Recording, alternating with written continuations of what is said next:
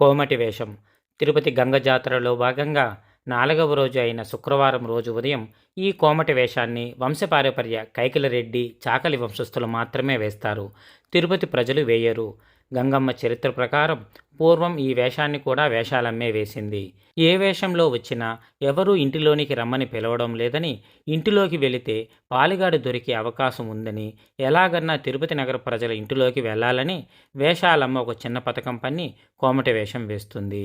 కోమటి వేషంలో ఇల్లు ఇల్లు తిరిగి వారి ఇంటిలోకి వెళ్ళి వారికి బొట్టు పెట్టి, మేము కొత్తగా వ్యాపారం పెట్టాము, తప్పక రావాలి అని పిలిచి వారి యొక్క ఇల్లును మొత్తం గమనించిన పాలిగాడిని కనిపెట్టలేకపోతుంది వేషాలమ్మ.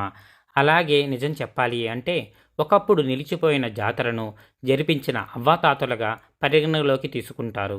వీరి ఆత్మార్పణ వల్లే తిరుపతిలో వర్షం పడి కరువు పోయి తిరిగి జాతర జరిగిందనే కృతజ్ఞతగా నేటికి తొలిపూజ బేరిశెట్టి ఇంటి వారికే అర్హత పొందారు.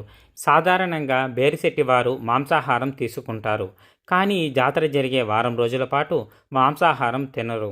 ఎందుకంటే బేరిశెట్టి అవ్వాతాతల ప్రాణత్యాగాలకు గుర్తుగా ఈ వారం రోజులు సంతాప దినాలుగా భావించి మాంసాహారాన్ని ఈ వారం రోజుల పాటు నిలిపివేస్తారు.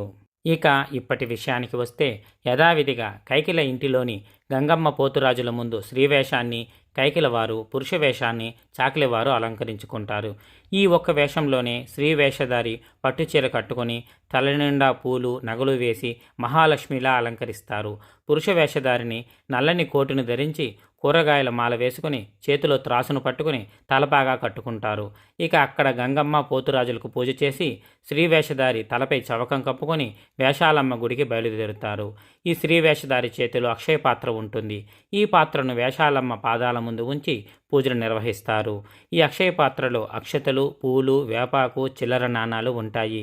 వేషాలమ్మకు పూజలు నిర్వహించిన అనంతరము అక్షయ పాత్రను చేతపట్టుకుని చాటు మండపం వద్ద ఉన్న పోతురాజుకు ప్రదక్షిణ చేసి బేరి వీధిలోని బేరిశెట్టి ఇంటికి వచ్చి తొలి పూజలు స్వీకరిస్తారు.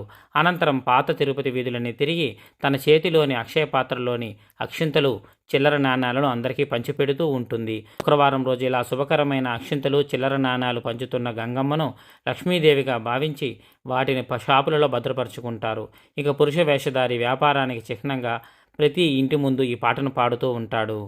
కచ్చకరవాడు తీపి 3 ఈసులు, పులుపు 2 ఈసులు, కారం 1 ఈసు,